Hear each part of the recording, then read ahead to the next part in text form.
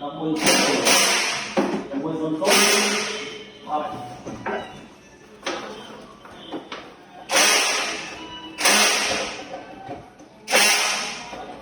ở đây hả? Ở đây là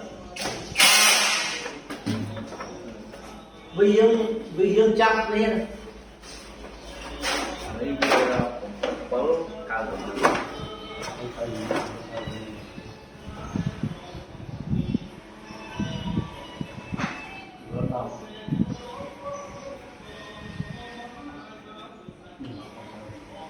giờ cái cảm này nên mà chú ý lại đặt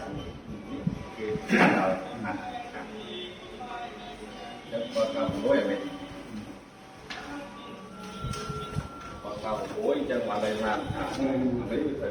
sọ hạt con cao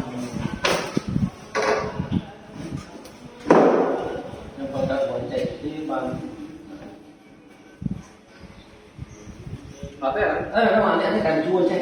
nó là một con đây này, nằm nhiệt nó lên một liền. wow con cao bối con này nó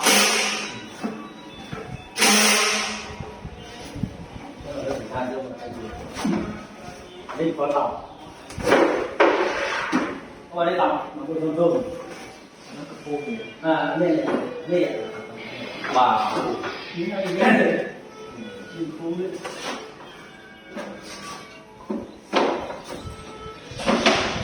Còn đây bỏ con đi đọc môi con số, đọc môi con số là nó chậm lại nhà hai này.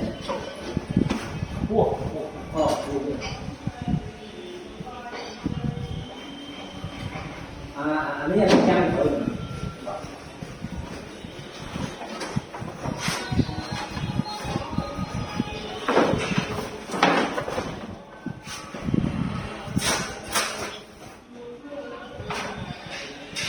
Kedua, hay tôi đi buat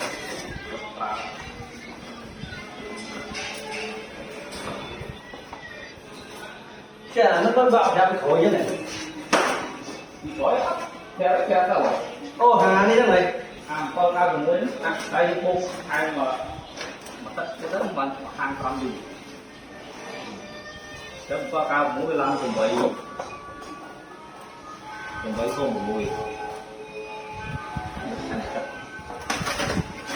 Thành khôn này. không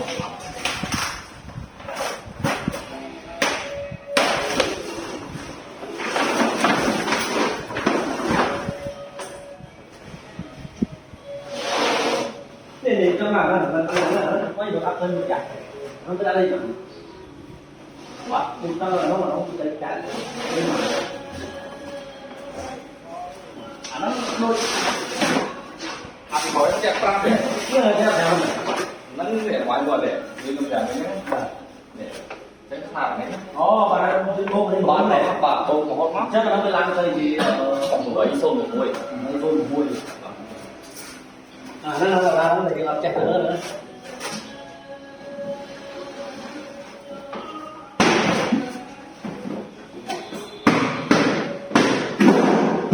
Lắm nhất vậy, lắm nhất vậy. Cái bông thầy con cay một mùi, cho nó cay một không biết bảo. nó với xô cùng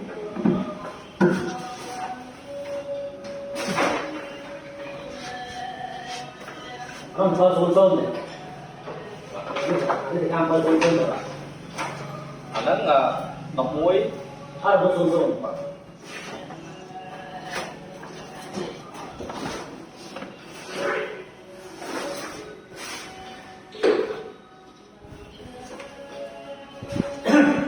tu từ bao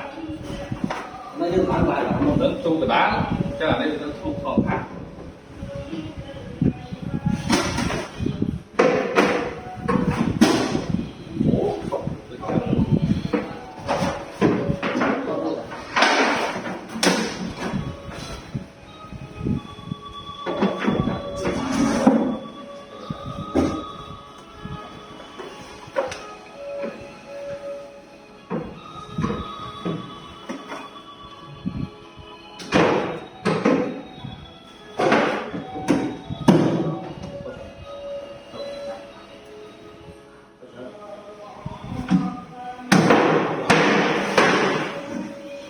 anh riêng à anh riêng khắp máu rồi làm gì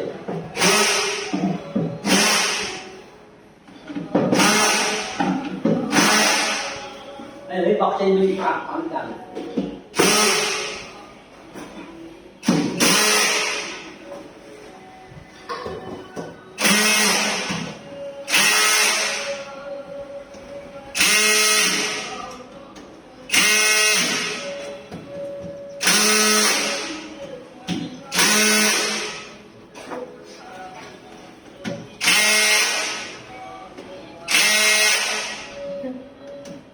học đó không mới một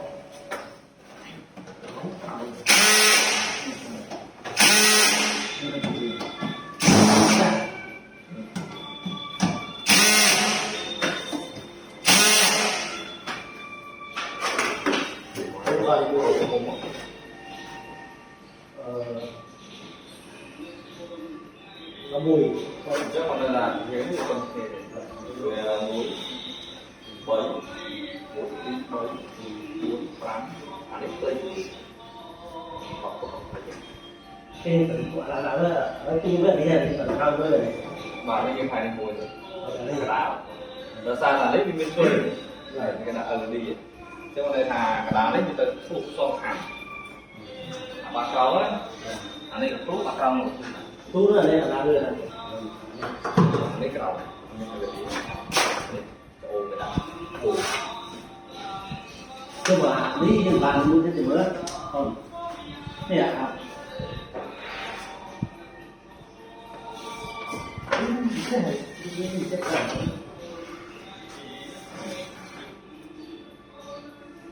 chúng mình cho hộp này bỏ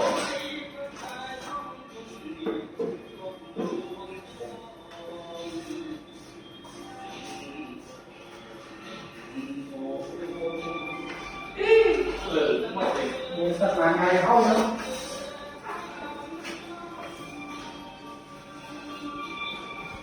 không chèn tú được chèn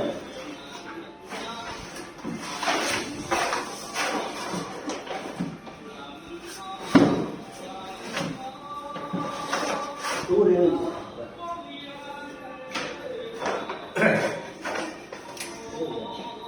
cái đó là cồn đó là không cồn sẵn dây lại lừa để cho mình đi rồi đi lại luôn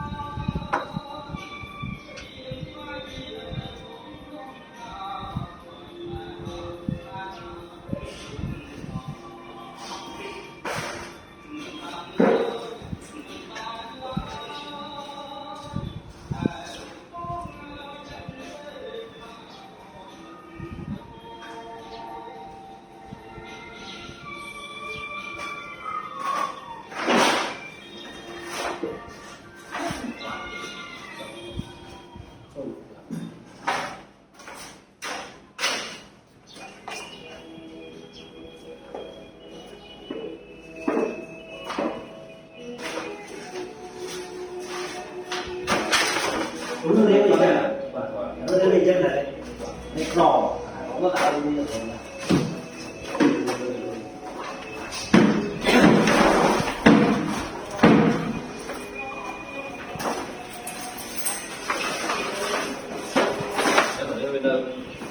mà cả năm tu rồi đầu chặt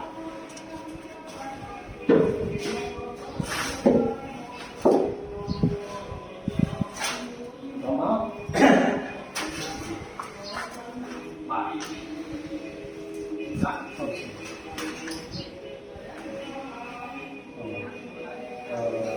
anh đi cả bá anh đi cả bà cái mình quay xuống quay một thằng là anh ấy mình nó không chịu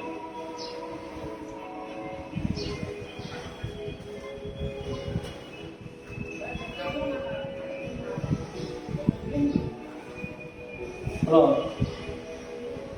bao bạn nói cái không chặt đâu cái không chi tiết con tê nó hốt đây là và một số thằng nó vậy ban sai nữa ban sai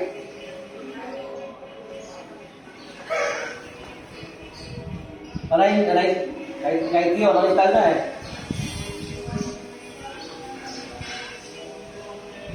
ok năm nay là này có một bông của bông ở tinh này ở dưới cái đó là sao này là ở tinh nó tinh nguyên bán cái này bán bà cái bán nào là bông chặt đầu tiên cái này cho bán biết đi mà rất là cao con cần vô đây con cần cứ vào này và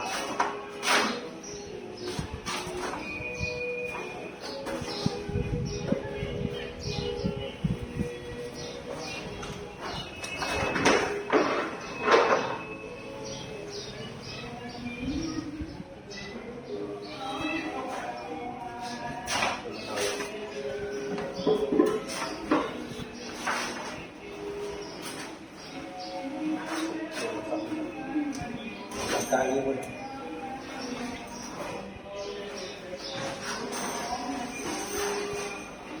đây cho lừa đấy lừa cái đưa màu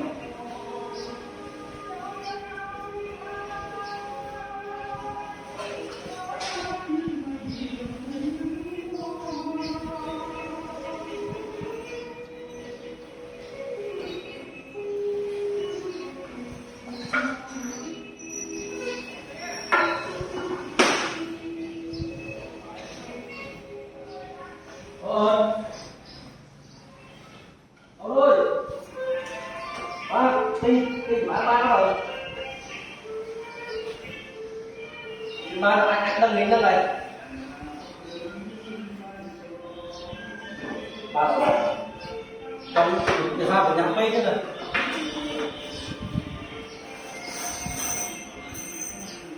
thằng má này chứ ngày kia con ăn dưa ba mà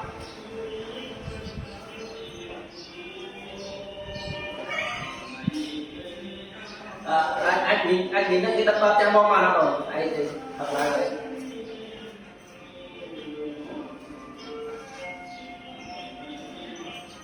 rồi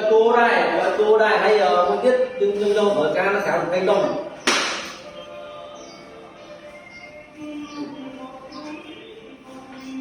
ok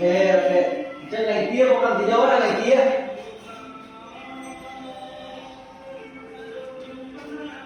để không đăng đắn còn bê rồi bây giờ và trên ngành kia anh vô bán là ngành gì vậy nói tốt rồi rồi công pha như anh đã nữa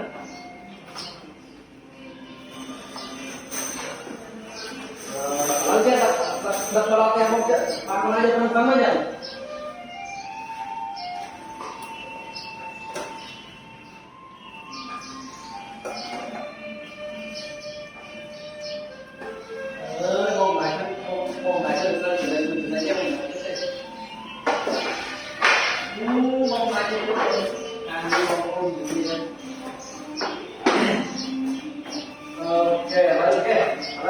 bà này là cái bao nhiêu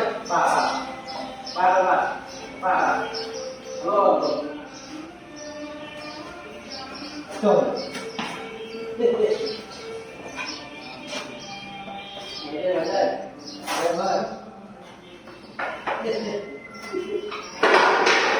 đây lại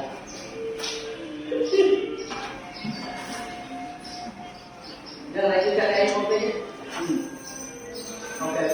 trên này kia của lão mang vô này kia ở đây trong là cái này cắn mà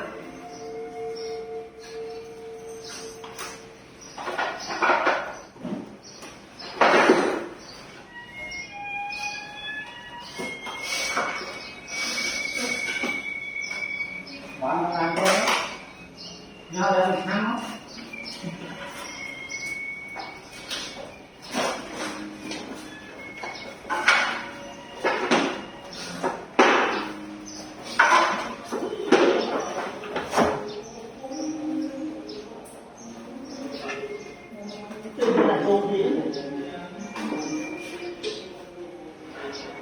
lái khác đấy kìa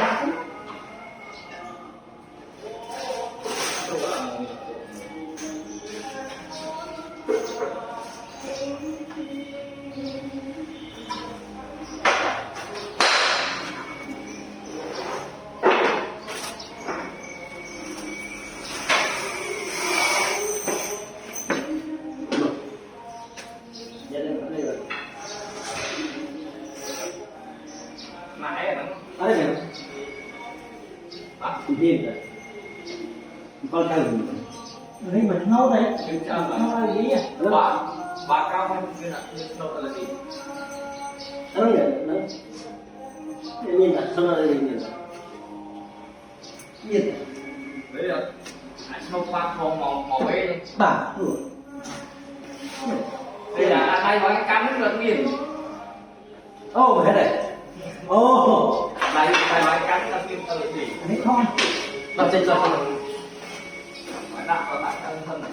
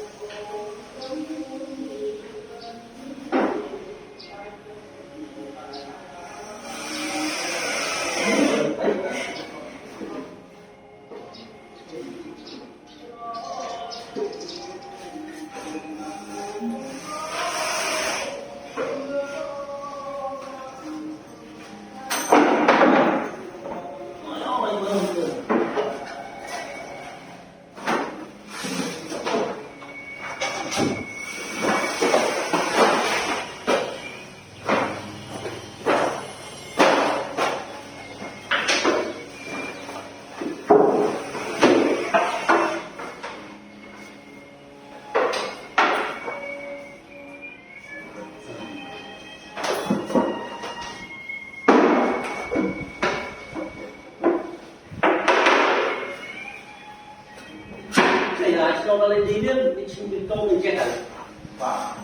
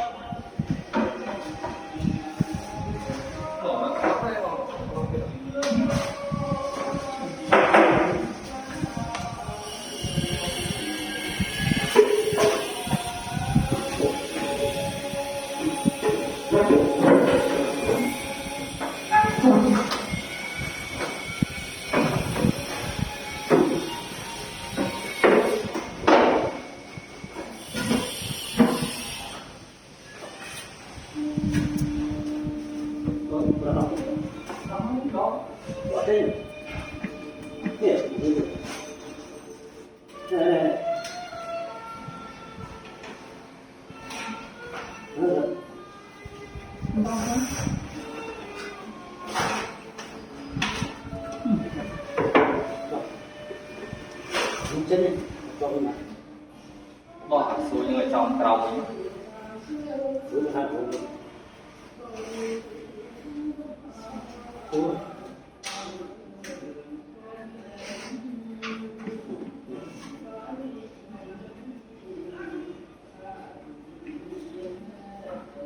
đó là cái gì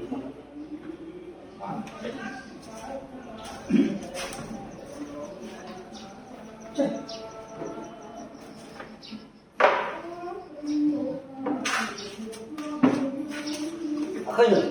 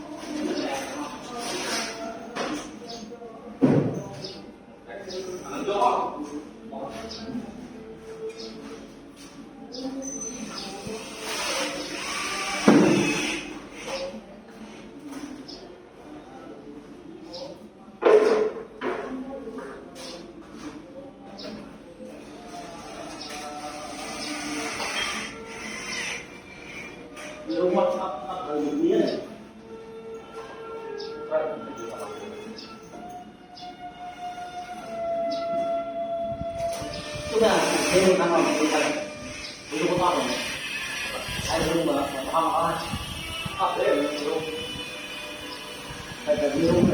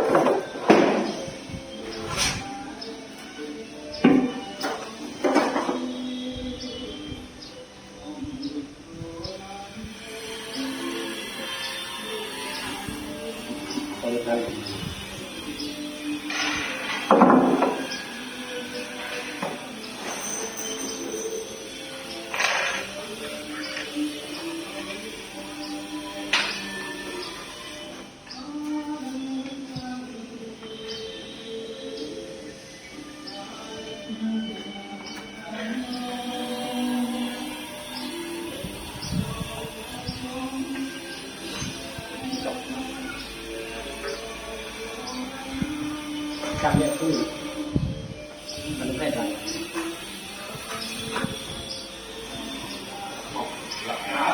đó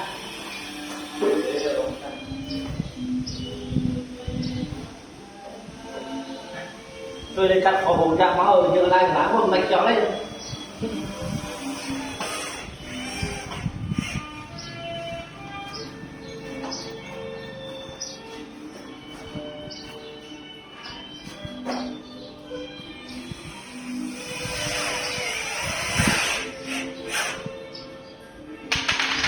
lô tên nguyên lô khỏng các bạn phiên để đi lông trả lông lên là cái tới hàng tu là gặp hàng cổ đi và đi tổ quần bài này lông trả lông phải họ không phải lông của mình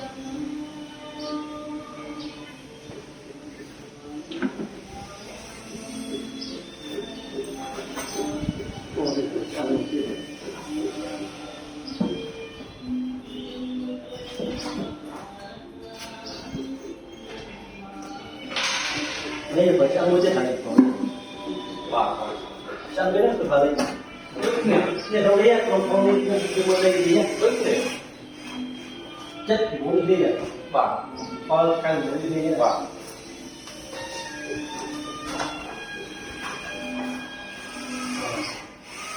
cái đó đấy là người đọc tí về hẳn tí về những người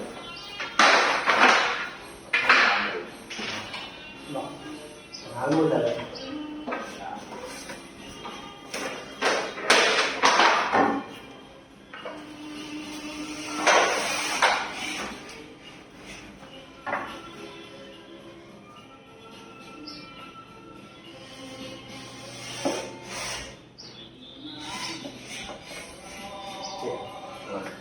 bạn muốn đi sao rồi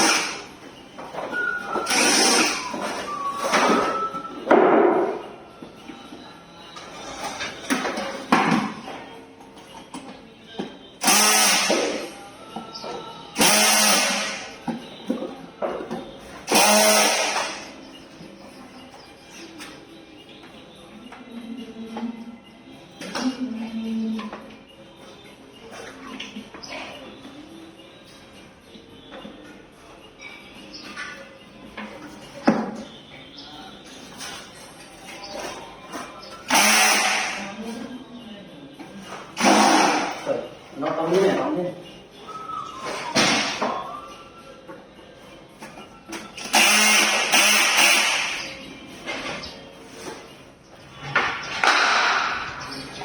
không hả này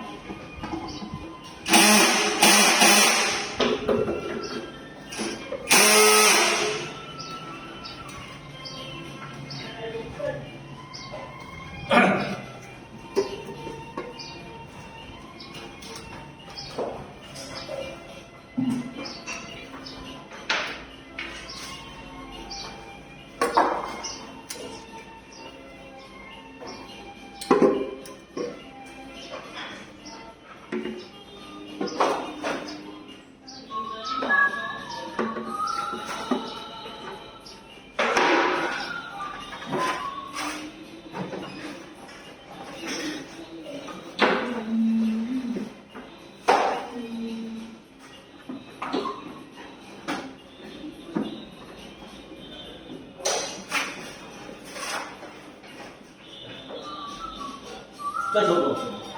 ต้องชมไว้แต่อันนี้ไม่เป็นที่ขาวชมน้องเร็วเลยครับอันนี้ไม่เร็วจริงขาวชมน้องเลย นั่นแหละปากกาเร็วลังเลย อะไรนี่เนี่ยอะไร ปากนักเร็วเลย อันนี้เลยอ๋อเนี่ย ตะโบอะไรก็ทำเลยตะโบ อันนี้ทำไมน้อง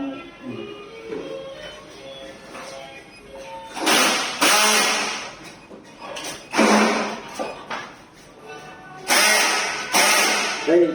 mà rất nó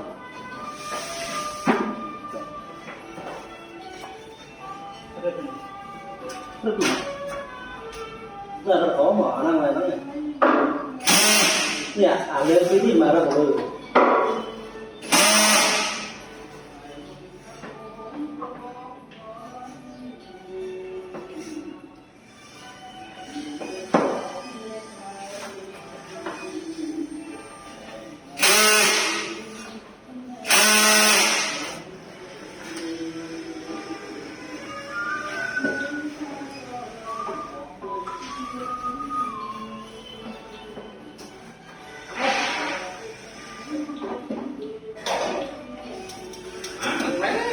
đây là nó kẹt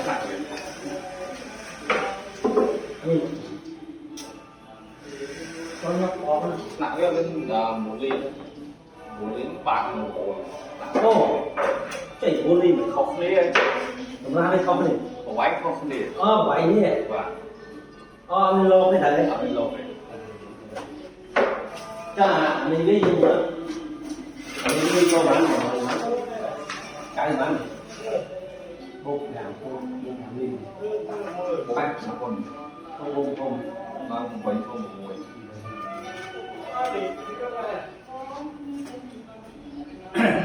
nó sao nó nhận vô cái chỗ khổ cái này lên chỗ khổ cái này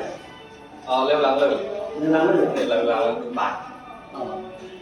nó khó khăn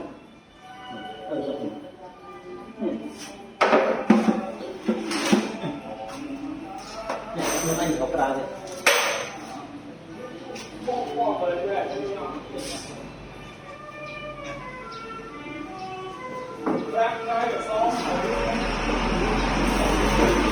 cái này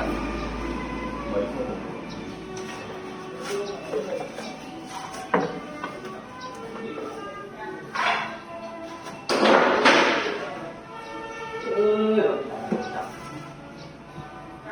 không có tham của nhạc thì bây giờ phải số tăng phi đi ra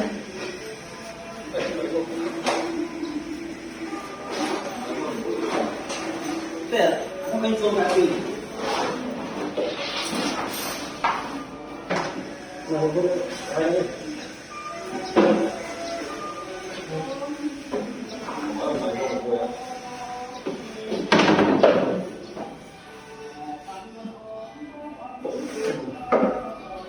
nhưng mà nó phải số tăng phi mà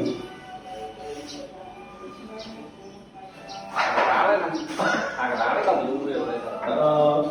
nhưng mà nó phải số tăng phi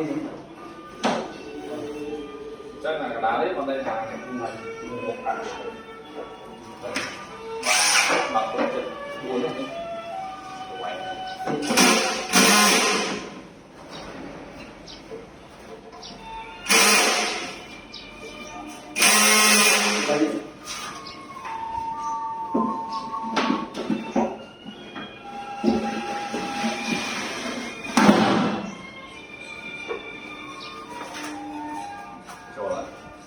chơi anh ấy sang chậm nó chăng này không đấy phải là ôi chặt là bố lên dạ bóng với là đó là nó đây lô của mình đây với tiền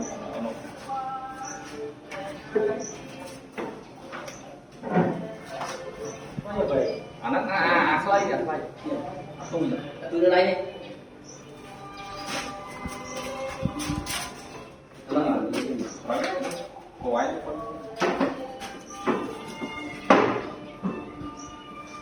sâu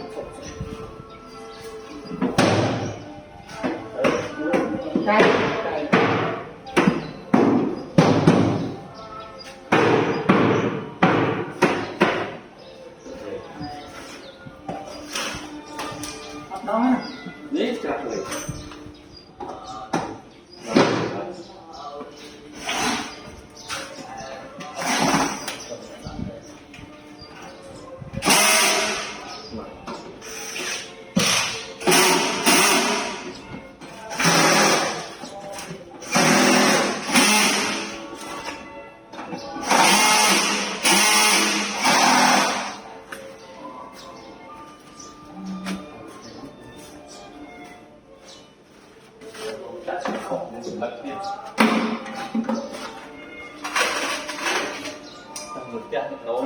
đâu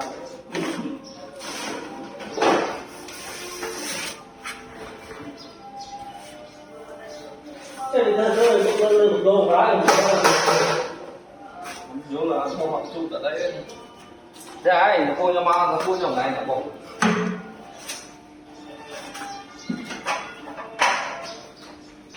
đồ bay bắn chay mà lặn trên kia nó thấy không lên không lên ở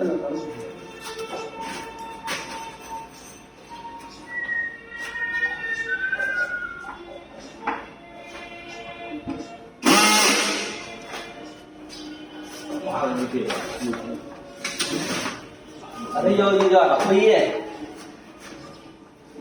đọc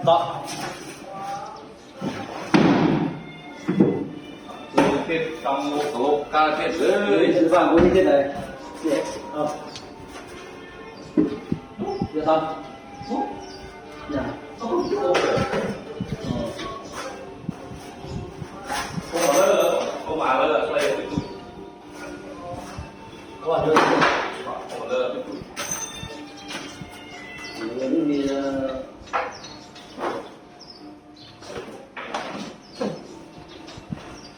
hay dùng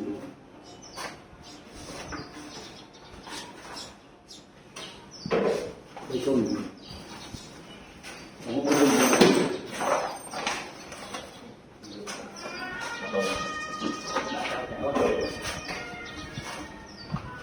thời các và cùng như này này đẹp đấy không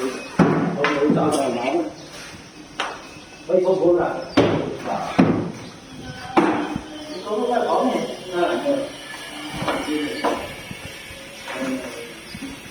để mà rồi thì con mặt đây là cái đây để mà rồi thì con mặt đây còn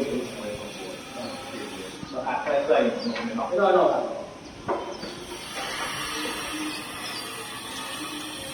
tao móc ba cái thứ gì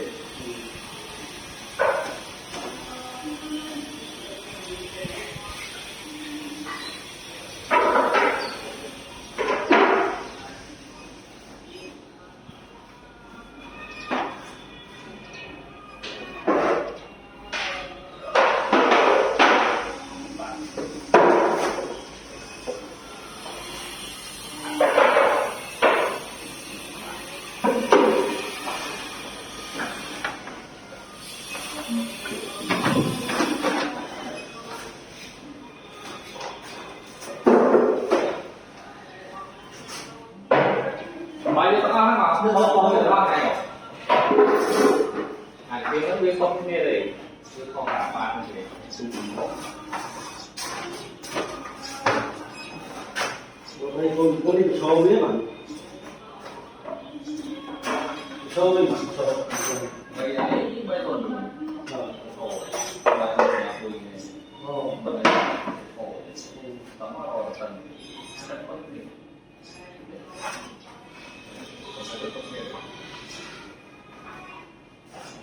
rất là lớn còn có lắm cái gì mùi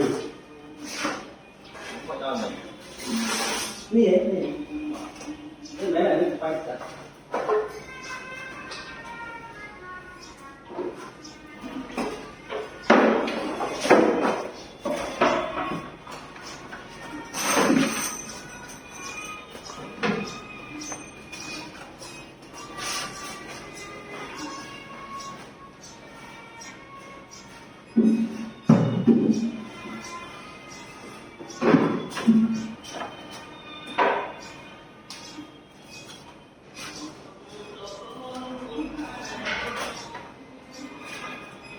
ไปไล่ตุ่ม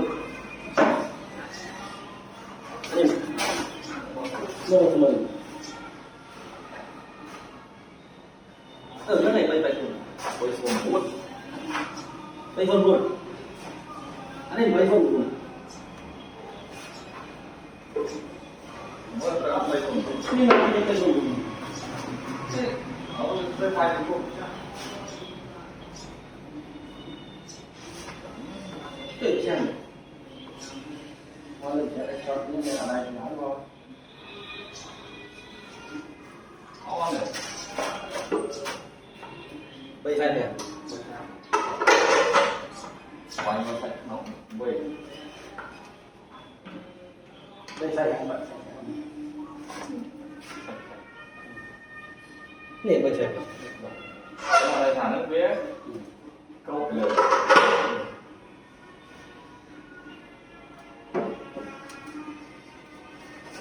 đã đi được rồi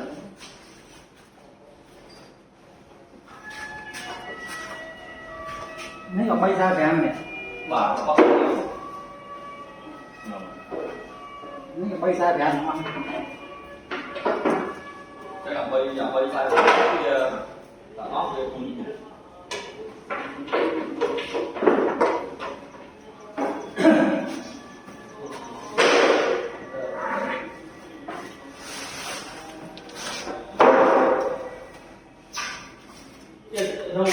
không cắt cái con nhớ như hạt ở phía này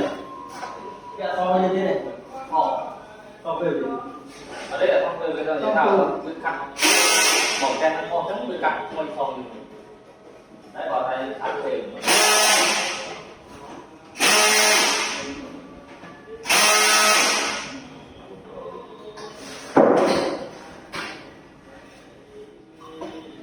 trên tặng suy ở đây bọc leo tặng suy một quán này có cái sàn đó bay ra thì ăn là lên đây sồi mà này cái là nó lẹt đo kho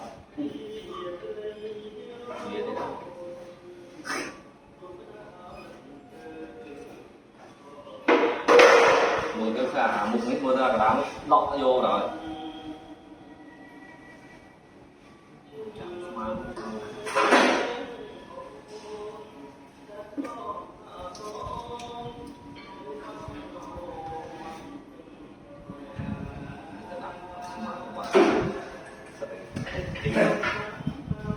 cái nó du là này ta này đó ta là lên chặt mà hay bạn rồi cắt rồi thu ăn một con cái của chứ bạn của cao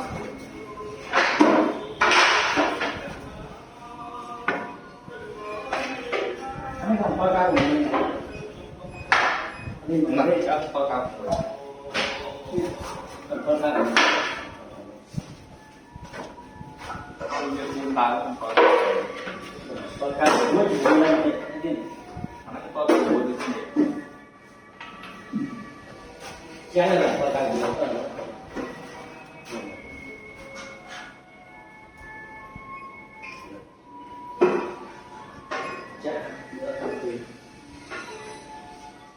học theo cao rồi đá này rồi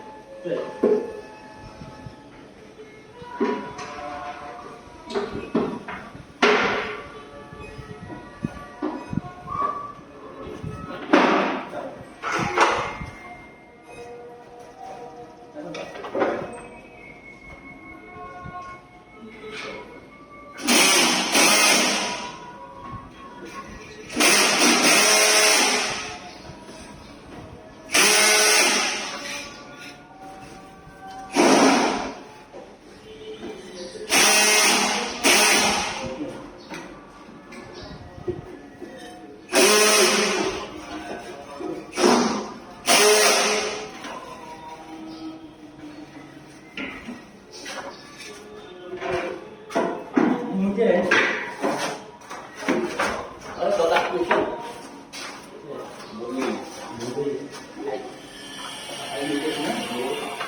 nếu nào bên hay thì giờ mình đi bên hay thì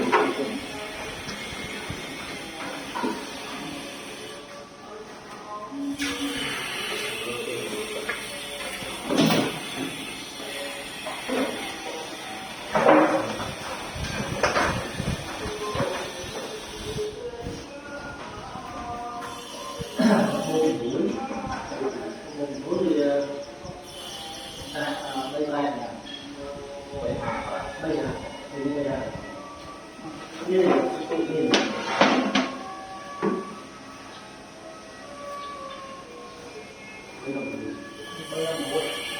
bởi câu của mua là cái mã này qua nhưng mà qua những mình con ta là người mà qua cái công hồn đó là mấy câu của mua này này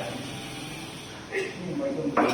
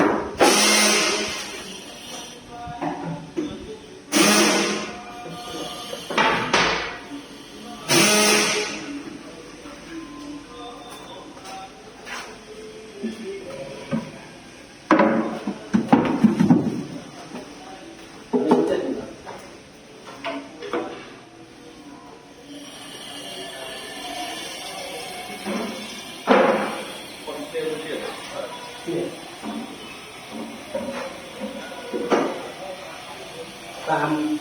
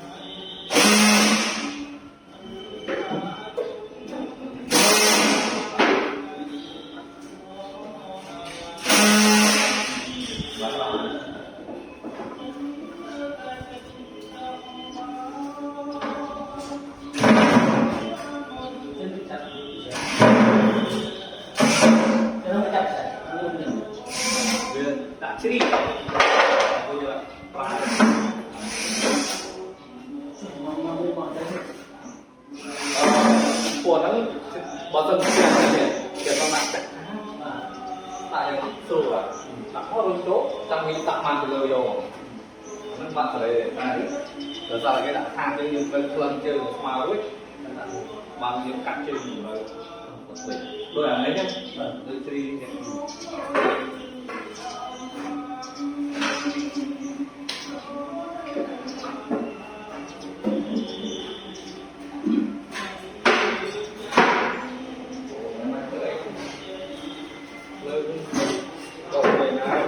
nó có thể bông ra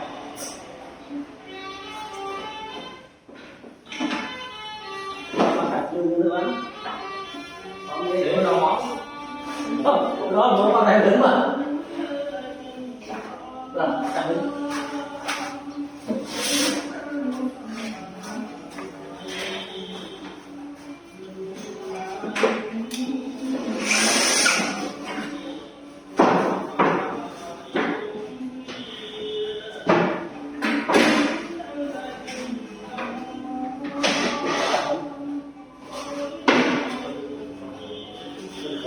nó cho nó này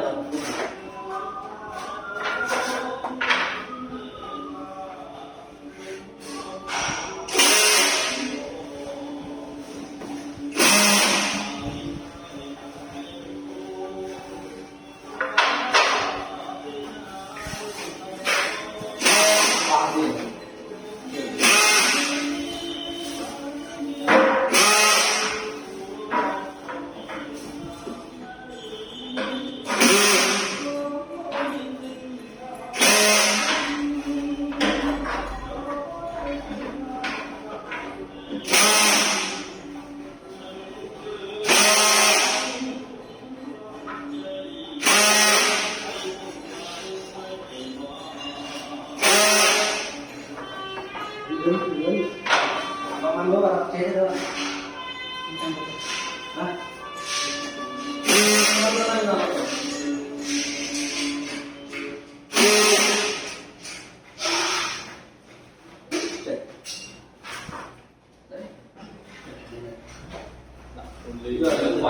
Quay thừa lơ lơ tâm đấy.